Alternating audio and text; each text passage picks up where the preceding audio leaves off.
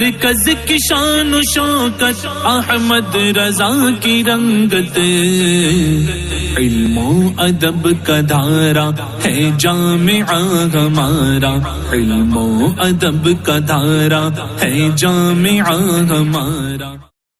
تو تصرف شرائع فضولی کے تصرف کو جو اجازت لاحق ہوتی ہے اس کے لیے 4 قیام شرط ہیں۔ قیام اول، قیام مجیز فی حال وجود التصرف، اور قیام ثانی قیامہما، دونوں کا قیام، اور قیام ثالث قیام مالک، اور قیام رابع قیام مبیع۔ تو 4 قیام ہو گئے نا۔ اسی کا ذکر یہاں سے کیا کہ بے شک 4 کا قیام جو ہم نے قیام اربعہ ذکر کیے تو وہ اجازت کے لاحق ہونے کے لیے شرط ٹھہرے ہیں، اور الاجازت پر الف لام عہد کا ہے، یعنی اجازت مالک، مالک کی اجازت جو تصرف فضولی کو لاحق ہوتی ہے اس کے لیے شرط ٹھہرے۔ اور اس سلسلے میں مصنف علیہ الرحمت والرضوان نے مطلب یہ ہے کہ دلیل پیش کی ہے۔ دلیل میں یہ 2 دلیل پیش کی ہے۔ پہلی دلیل تو یہ ہے، دیکھیے اجازت یہ قیام کو لاحق ہوتی ہے۔ اجازت کس کو لاحق ہوگی؟ قیام کو لاحق ہوگی۔ بھئی جب تک شرائط نہیں پائے جائیں گے قیام اربعہ تو اجازت لاحق ہوگی۔ تو لحوق اجازت قیام کو ہوگا للقیام، اور قیام عقد ان 4 سے ہوگا۔ عقد بے کا قیام ان 4 قیام کے وجود کے وقت ہوگا۔ تو جب ان 4 قیام کا وجود ہوگا تو عقد کا قیام ہوگا، اور اسی قیام کو اجازت لاحق ہوگی۔ تو لحوق اجازت قیام کو ہوگا، اور قیام ان 4 سے ہوگا، لہذا ان کے واسطے سے اجازت قیام کو لاحق ہوگی۔ اس بنیاد پر 4 کو شرط کے طور پر ذکر کیا۔ دوسری دلیل یہ بھی ہے کہ اجازت جو قیام کو لاحق ہو رہی ہے تو اس وجہ سے بھی ہے کہ اجازت کے لیے من وجہ انشاء کا حکم ہے۔ مطلب یہ ہے کہ فضولی نے کوئی چیز خرید لی اور خرید کر کے اس میں تصرف، یعنی خریدنا ہی تصرف ہے، خریدنے کا تصرف کر لیا۔ اب مالک صاحب اجازت دے رہے ہیں کہ ٹھیک ہے، یہ جو ٹھیک ہے کہا مالک نے، یہ اس اجازت کو من وجہ انشاء کا حکم ہوگا، یعنی نئے سرے سے کیا ہو رہی ہے؟ بے ہو رہی ہے گویا کہ۔ تو اس وجہ سے بھی اجازت اس کو لاحق، اور انشاء کا تحقق آپ جانتے ہیں عاقدین کے بغیر ہو سکتا ہے؟ نہیں ہو سکتا۔ معقود علیہ کے بغیر نہیں ہو سکتا۔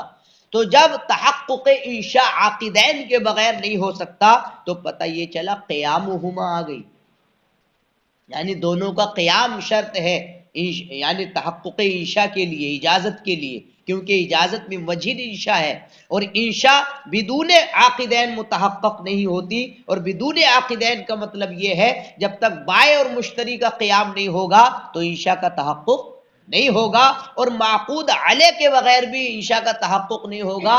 معقود علیہ سے مراد مبیع، جو چیز بیچی گئی ہے۔ تو 3 قیام تو اس میں آ گئے، قیامہما اور معقود علیہ کا قیام، اور ایک قیام مجیز، وہ خود مالک ہے۔ تو اب اس بنیاد پر یعنی اس کے لیے قیام کو اجازت لاحق ہوگی، تو اب ان کا قیام یعنی 4 کا قیام یہ اجازت کے لاحق ہونے کی کیا ٹھہرا؟ شرط ٹھہرا۔ اگر جناب قیام پایا گیا، 4 قیام پایا گیا، صحت الاجازت، تو اجازت درست ہو جائے گی، اور بائع یہ وکیل کے درجے میں ہوگا، کیونکہ انہوں نے کہا ہے اجازت لاحقہ وکالت سابقہ کے درجے میں ہے۔ یعنی جو بعد میں اجازت مالک صاحب نے دی ہے تو یہ کس کے درجے میں ہے؟ وکالت سابقہ کے درجے میں ہے. اسی بنیاد پر ثمن مالک کا ہوگا، جو قیمت ہوگی وہ مالک لے گا اگر وہ قائم ہے، کیونکہ وہ اس کی ملکیت کا بدل ہوا ہے. اور اگر وہ بائع کے قبضے میں آ کر کے ہلاک ہوئی ہے مبیع اور معقود علیہ تو امانت کے طور پر ہلاک ہوئی ہے. یعنی ایسے ہی ہلاک ہوئی جیسے کہ امانت جس طریقے سے اگر وہ ابتدا میں وکیل تھا اور اسی صورت میں ثمن اس کے قبضے میں ہلاک ہو گیا تو یہ امانت کے طور پر ہلاک ہوا. تو جیسے ابتداءً وکالت کی صورت میں مطلب اس کی ہلاکت امانت کے طور پر ہلاکت ہے، ایسے ہی مبیع اگر بائع کے قبضے میں ہلاک ہوئی ہے تو وہ بھی امانت کے طور پر ہلاک ہوگی. بات تو واضح ہو گئی نا. دیکھیے پھر بے شک ان چار کا قیام جو ہم نے ذکر کیا وہ اجازت کے لحوق کی شرط ہے. لِأَنَّ الْإِجَازَةَ إِنَّمَا تَلْحَقُ الْقِيَامَ، انما برائے حصر ہے. آپ نے بلاغت کے اندر پڑھا ہوگا للقصر طرق اربعۃ، قصر کے 4 طرق ہیں. نفی اور اللہ کے ذریعے بھی قصر ہوتا ہے، ما جاءنی الا زید، میرے پاس زید ہی آیا اور کوئی نہیں آیا.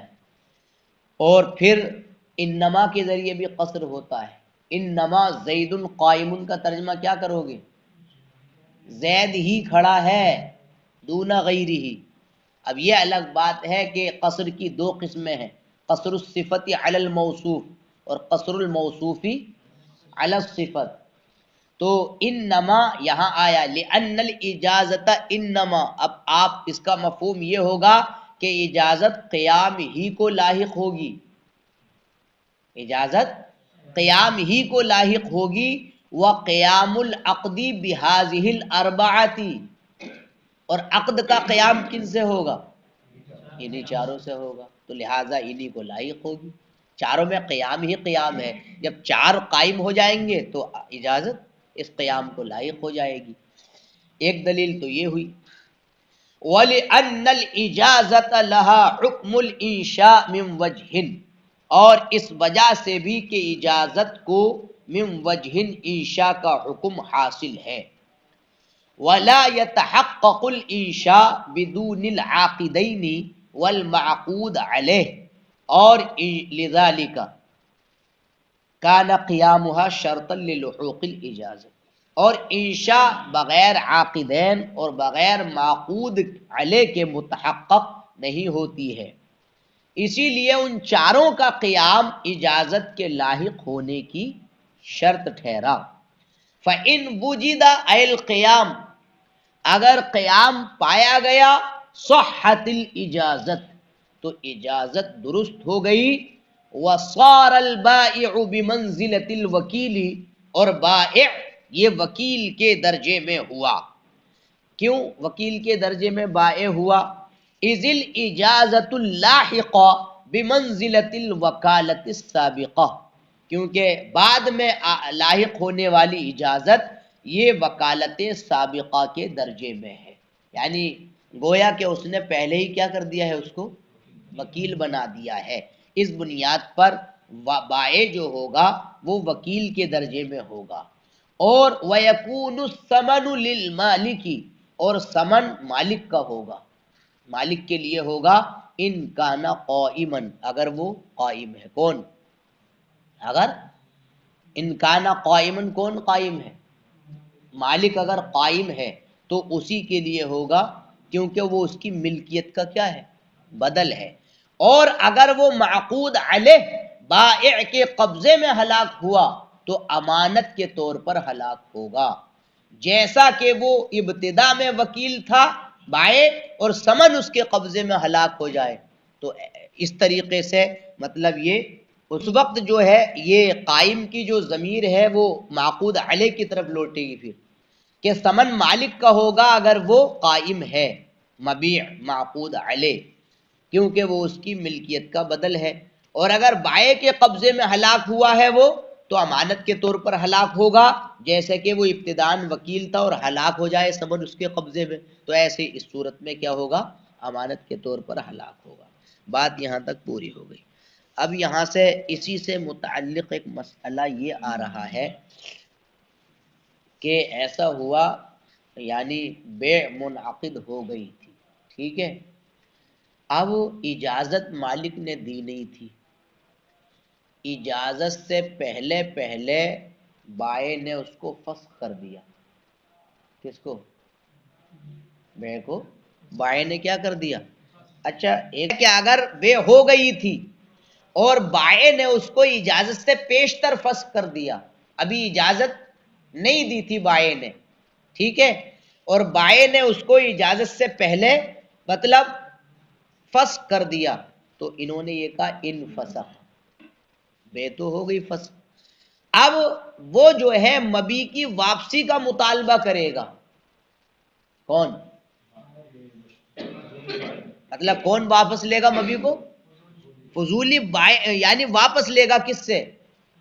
مشتری سے، جس کو بیچ دیا ہے اس نے، اگر وہ اس کو سپرد کر چکا تھا،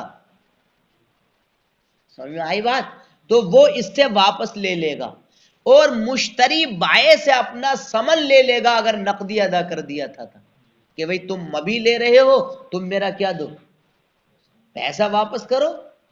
اور یہی حکم اس وقت ہوگا جب کہ مشتری نے اس کو فسخ کر دیا، یعنی مشتری فسخ کر رہا ہے تو اس کے فسخ مشتری سے بھی یہ بیع فسخ کو قبول کرے گی، اور پھر ایسے ہی ہوگا جیسے کہ مشتری جو ہے وہ اس کو اس کا ثمن دے گا اور وہ مبی لے لے گا۔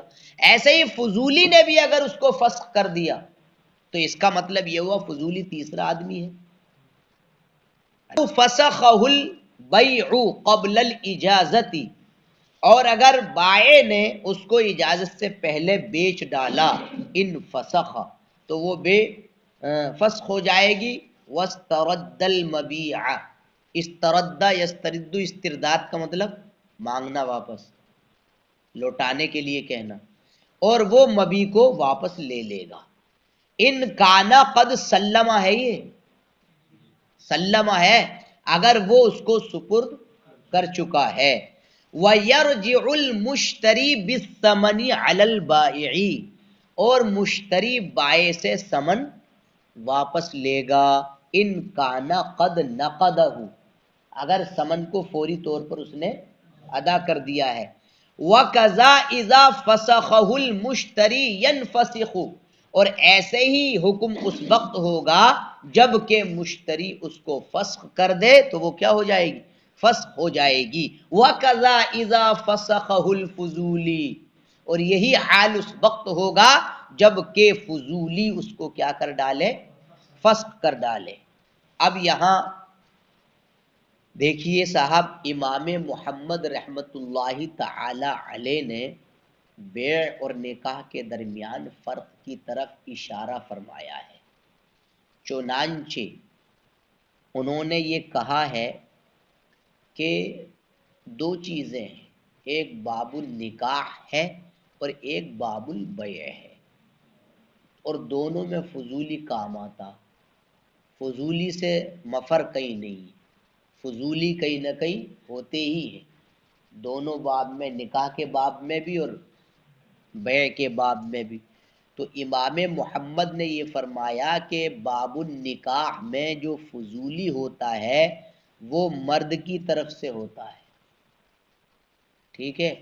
اب عورت نے اپنی یعنی شادی مطلب کرا لی، خود عورت نے شادی کی اپنی، مثال کے طور پر زوجت المرأۃ نفسہا کا کیا مطلب؟ عورت نے اپنی شادی خود کر لی، اپنے اختیار کی بنیاد پر بالغہ تھی۔ اب یہ جو فضولی ہے امام محمد کے نزدیک فسخ کا مالک نہیں ہوگا۔ امام محمد کے نزدیک اگر عورت نے شادی اپنی خود کر لی، کسی سے کر لی، تو اب امام محمد کے نزدیک وہ فضولی فسخ کا مالک نہیں ہوگا، اور برخلاف بیع کے برخلاف۔ اصل میں وجہ کیا ہے، فرق کیا ہے؟ فرق امام محمد کا یہ بیان کیا ہے کہ بیع موقوف سے اگر اجازت متصل ہو گئی، یعنی بیع موقوف تھی مثال کے طور پر، اور پھر مالک نے اجازت دی، تو اجازت کا اتصال بیع موقوف سے اتصال اجازت اگر ہو گیا تو حقوق راجع ہوں گے عاقد کی طرف۔ کس میں؟ بے میں۔ اب عاقد کی طرف راجع ہونے کا مطلب یہ ہے کہ فسخ کے ذریعے اگر وہ عاقد فسخ کرے گا تو فسخ کے ذریعے اپنے آپ کو یعنی ذمے سے فارغ اگر نہ کرنا چاہے تو اس کو حق حاصل ہوگا کہ نہیں؟ یعنی بے کے اندر جو عاقد ہے حقوق عاقد کی طرف لوٹتے ہیں، تو وہ عاقد فسخ کے ذریعے، بے کو فسخ کرنے کے ذریعے اپنے آپ کو ذمہ داری سے سبکدوش کرنا چاہ رہا ہے، تو اس کو یہ حق حاصل ہوگا یا نہیں؟ اس کو یہ حق حاصل ہوگا۔ برخلاف نکاح کے، نکاح کا معاملہ یہ ہے کہ باب نکاح میں جو حقوق ہیں وہ عاقد کی طرف نہیں لوٹتے ہیں، بلکہ عاقد تو سفیر محض ہے اور معبر محض ہے۔ جب اس نے سفارت کا کام انجام دے دیا، سفارت سے وہ فارغ ہو گیا اور جناب عالی عبارت سے بھی فارغ ہو گیا، تو اب اس کا لحوق کس کے ساتھ کر دیا جائے گا؟ اجنبی، وہ اجنبی ہو گیا اب۔ تو باب النکاح میں عاقد کی طرف حقوق کا مطلب رجوع کا معاملہ نہیں ہے، بلکہ عاقد تو سفیر محض ہے، اور باب البے کے اندر جو ہوتا ہے وہ سارے کے سارے حقوق عاقد کی طرف لوٹیں گے۔ تو بے کے اندر فسخ کے ذریعے اپنی ذمہ داری سے اگر سبکدوشی چاہتا تو اس کو یہ حق حاصل ہوگا، اور نکاح کے اندر اگر اپنی ذمہ داری سے وہ سبکدوشی حاصل کرنا چاہتا ہے تو لا یملک الفسخ عنہ فی باب النکاح، تو باب النکاح کے اندر وہ امام محمد کے یہاں فسخ کا مالک نہیں ہوگا۔ یہ فرق کی وجہ امام محمد نے بیان کی ہے۔ دیکھیے فرماتے ہیں وَكَذَا إِذَا فَسَخَهُ الْفُضُولِ فَمُحَمَّدْ يَحْتَاجُ إِلَى الْفَرْقِ بَيْنَ الْبَيْعِ وَالنِّكَاحِ، تو امام محمد رحمہ اللہ یہ نکاح اور بے کے درمیان فرق کی طرف گئے ہیں۔ فَإِنَّ الْفُضُولِيَّ مِنْ جَانِبِ الرَّجُلِ فِي بَابِ النِّكَاحِ، اس لیے کہ فضولی مرد کی طرف سے ہے باب النکاح میں، مرد کی طرف سے فضولی باب النکاح میں، یعنی جب عورت اپنی شادی کر لے تو وہ فضولی جو مرد کی طرف سے باب النکاح میں ہے لا یملک الفسخ، یہ خبر آ گئی اندہ کی، وہ ان کے نزدیک فسخ کا مالک نہیں ہوگا۔ ووجہ الفرق لہ، اور امام محمد کے فرق کی وجہ یہ ہے ان البیع الموقوف لو اتصلت به الاجازت، اگر بیع موقوف سے اجازت مل گئی تو حقوق راجع ہوں گے عاقد کی طرف، تو وہ فسخ کے ذریعے اپنے آپ کو ذمے سے خالی کر سکتا ہے، تو فلہ ذالک، اس کو یہ حق حاصل ہوگا، برخلاف نکاح کے، کیونکہ حقوق باب النکاح میں لا ترجع الی العاقد، یہ عاقد کی طرف نہیں لوٹتے ہیں، بل هو سفیر و معبر فاذا فرغ عن السفارہ والعبارہ التحق بالاجانب، تو کس کی جانب لاحق کر دیا جائے گا؟ کس کے ساتھ؟ اجانب کے ساتھ، بیگانے ہیں پھر وہ، بس۔